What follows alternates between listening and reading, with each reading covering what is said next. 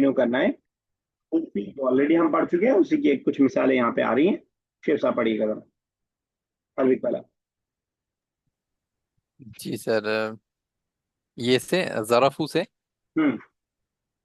ज़रफ़ू ज़मानिन व सॉरी ज़रफ़ू ज़मानिन व ज़रफ़ू मकानिन बिल्लुगतिल अरबिय्यति ये युसम्मानी मफ़ऊलन फ़ीही व यकूनु हुवा मंसूबन नहवा वसलतु इला महत्तती। ये ज़र्फ ज़मान क्या बदल, सर? इसका तर्जुमा कीजिए। हाँ ज़र्फ मकान बिल्लुग़तिल जी सर। अरब, सम्मान हाँ, मफ़ऊल। ज़र्फ़ी ज़मान और ज़र्फ़ी मकान जो रहता है वो लुगत अरबिया यानी कि अरबी में युसम्मान है, यानी उसको सर मफूल फी कहते हैं। ठीक है, बिल्कुल सही है। जरा राबिया साहब आप मुझे बताइएगा, ज़र्फ ज़मान व मकान और इसमें ज़मान व मकान दोनों में कोई फर्क है या आपको नहीं मालूम? सर नहीं मालूम। रबिया साहब आप बताएंगे।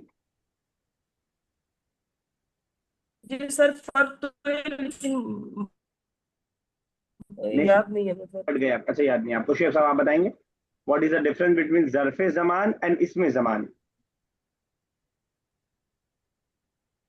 सॉरी सर, भूल गया। तो मैंने आपको बताया था कि जब इसमें ज़मान व मकान बुक 6 के हमने लास्ट में पढ़ा है, उसका एक फिक्स मस्दर वर्ब है, एक स्ट्रक्चर है फिक्स। ठीक है ना, मफाला और मिफाला हम जो पढ़ रहे थे, ठीक है ना। मखरज मैं वो जो आपको बताता था इससे पहले, मफाल, मखरज, ठीक है। तो निकलने की जगह, ये जो फिक्स वाला है इसको हम इसमें ज़मान कहते हैं। क्लियर? जी। तो और अगर जो है इस फिक्स मस्दर से हट करके कोई जगह या कोई वक्त बता रहा है, तो वो ज़र्फ ज़मान व मकान है। ठीक है।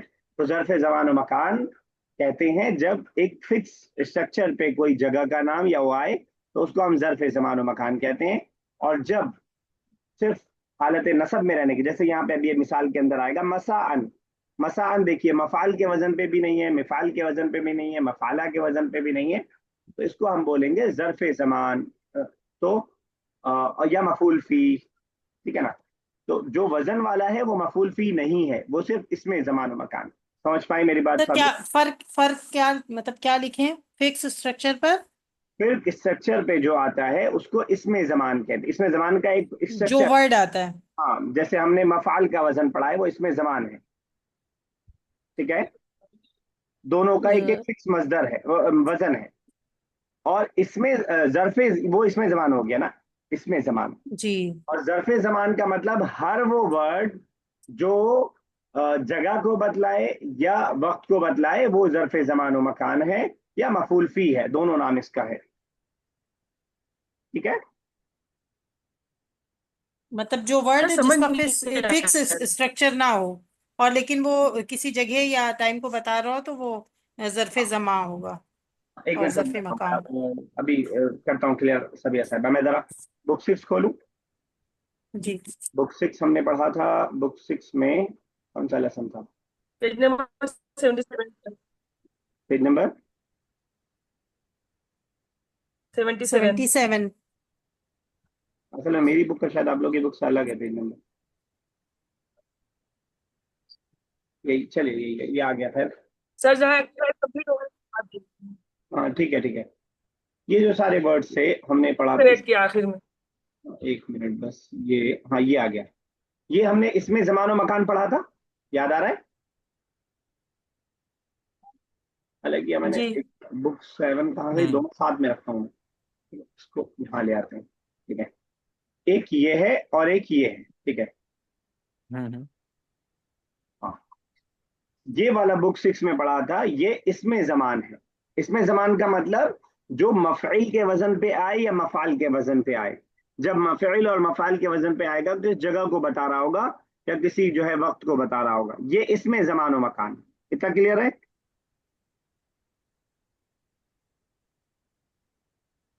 बोलिए जी सभी सर। सर। जी ठीक है। अब किसी भी वर्ड से आप खुद भी बना सकती हैं। आपने देखा कि इसमें जमान और मकान की बात में आपने देखा कि मैंने आपको कुछ वर्ड्स बना के दिखाए थे। खराजा का मतलब निकलना, तो आप मफाल के वजन पे ले आए। रूल है इसमें, 2-3 रूल है, बस 2 रूल 3 रूल ध्यान में रखिएगा, बहुत मुश्किल नहीं है रूल। खराजा से आपने मखरज बना लिया, इसमें ज़मान हो गया। मौक़िफ़ हमने उसको बोल दिया, मौक़िफ़ सय्यारात हमने बोल दिया था पार्किंग को, जगह हो गई वो भी। और इसी तरह मताम बोलते हैं हम किसको, मताम किसे बोलते हैं? रेस्टोरेंट, रेस्टोरेंट, मलाब किसे बोलते हैं? प्लेग्राउंड। Pub, playground. जगह को इंडिकेट कर रहा है या नहीं कर रहे कर रहा है? तो ये हो गया इसमें ज़मान। अच्छा, इसमें ज़मान के बारे में जी हमने ये नहीं पढ़ा है कि वो हमेशा मैं दूसरा फर्क बता रहा हूँ, एक फर्क मैंने बता दिया, दूसरा फर्क मैं बता रहा हूँ कि इसमें ज़मान के बारे में हमने ये नहीं पढ़ा है कि वो हमेशा मंसूब होगा, ऐसा पढ़ा है हमने? नहीं। जैसे मैं बोलूं हादा मलाब, क्या मतलब हुआ? ये ये खेल का मैदान। प्लेग्राउंड है। अब ये इसमें ज़मान तो है लेकिन हालत नसब में है, नहीं, हालत नसब में नहीं है, हालत रफा में है। मुब्तदा खबर हालत रफा में होता है, क्लियर है? जी जी। अब इसमें आइए इस साइड। अभी इसमें ज़मान क्लियर हो गया तो मैं आगे बढ़ूं, इसमें कुछ डाउट हो तो बताइए। नहीं। ज़र्फ़े ज़मान जो है, जब भी कोई वक्त या जगह बताया रहा होगा, वो मफ़ाल के वजन पे होना ज़रूरी नहीं है, तो उसको हम इसमें ज़मान व मकान कहेंगे। फॉर एग्जाम्पल मसाअन, शाम के वक्त, इंदा, किसी चीज़ के पास हम कोई बात कह रहे हैं, यौमा, अल यौमा, आज के दिन, अब दिन क्या है, ये ज़माने को बता रहा है, ठीक है। तहता, किसी जगह को बता रहा है, ठीक है। तो ये जो ज़र्फ़े ज़मान, इसमें ज़र्फ़े ज़मान व मकान है, ये हमेशा मंसूब होगा, हालत नसब में होगा। ये दूसरा फर्क। पहला फर्क, इसका कोई स्पेसिफिक स्ट्रक्चर नहीं है। दूसरा फर्क, ये एराबी हालत के अंदर आएगा, यानी ये हमेशा मंसूब होगा, चाहे ज़ाहिरी तौर पर हो, मुकद्दर तौर पर हो, किसी भी एतबार से, लेकिन मंसूब होगा। क्लियर हो गया? जी सर अभी हमने जो ये सेंटेंस जो हमने बोला स्पीच, उसमें सर ये सुबही व मसाई, ये गलत सेंटेंस है सर। सबाहन व मसाअन, अच्छा। अज़कुरुल्लाह, नहीं, आपने कहा नहीं अज़कुरुल्लाह। अज़कुरुल्लाह फी सुबही व मसाई, ये आगे साथ अगर रही है। आप ई लगा देंगे तो फिर सुबह, अज़कुरुल्लाह फी सुबही। टी तो प्रीपोजिशन की वजह से हो रहा है ना, हम्म, तो प्रीपोजिशन अच्छा आपको अच्छा। दे देता ना, वहां पे नहीं। तो जब जब कोई और वजह आ जाएगी तो ये वजह हट जाएगी, ठीक है जी ना? जी तो ये अच्छा, एक बात जी मैं और कुछ जिक्र करने वाला था, जहर से मिल गया, चले ठीक है, खैर। तो हाँ, मैं ये कह रहा था कि अगर आपको ये कंफ्यूज करे, ये बात आपको कंफ्यूज करे ज़र्फ़ ज़मान व मकान, तो सिंपल तरीका ये है कि आप सिर्फ और सिर्फ इसको, इसमें ज़मान व मकान याद रखिए, इसमें ज़मान व मकान, इसको आप मफूल फी बोलिए, इसको बोलिए ही मत ज़र्फ़ ज़मान व मकान, इसको बोलिए मफूल फी। क्लियर है? ठीक है ना, मफूल फी बोलेंगे इसको तो आपको कंफ्यूजन नहीं होगी। ज़र्फ़ ज़मान व मकान भी बोलते हैं। मफूल फी से ज़र्फ़ ज़मान व मकान इसलिए करना पड़ता है कि मफूल फी में असल में दो किस्में आ जाती हैं, तो एक ज़र्फ़ ज़मान और एक ज़र्फ़ मकान। इस वजह से फर्क करने के लिए ज़र्फ़ ज़मान व मकान बोलना पड़ता है, वरना ये मफूल फी बोलने से कंफ्यूजन नहीं होगी। क्लियर है? सर एक माने कि एग्जांपल है ना कि अजलिसु फिल मस्जिद, फिल मस्जिदी, तो ये हो गया इसमें मकान, हाँ, ठीक है। ठीक है। और अजलिसु फिल बैती, तो ये हो गया ज़र्फ़े मकान। नहीं, नहीं, ये भी ज़र्फ़ नहीं हुआ। मकान की हमें तब जरूरत पड़ेगी जब ये प्रीपोजिशन वगैरह नहीं आ रहा होगा। मफूल फी देखिए, यहाँ पे जब मसाअन आप बोल रहे हैं तब आपको वजह बताना पड़ रहा है कि क्यों जबर है, तो आप कहेंगे मफूल है। अभी यही इसके पहले मैं फी लगा दूं तो आपसे कोई पूछेगा ही नहीं कि ये जो है जर्फ है नहीं है, क्योंकि तब ये जार मजरूर हो गया ना, मतलब प्रीपोजिशन ने आके अपना काम कर दिया ना। इसकी जरूरत हमें मफूल फी की क्यों पड़ रही है? मफूल फी की जरूरत हमें सिर्फ इसलिए पड़ रही है कि वजह बताना है कि रफा नसब क्यों है ये। अच्छा तो अच्छा फिर अच्छा। गईती में जब प्रीपोजिशन आ जाएगा, इसमें भी अगर आप प्रीपोजिशन लगा दें, जैसे सबाहन, आपने एक बोला सबाहन मॉर्निंग में, इसमें फी लगा दिया, फिर सबाही प्रीपोजिशन आ गया, तो प्रीपोजिशन तो अपनी गुंडागर्दी चलाएगा ना।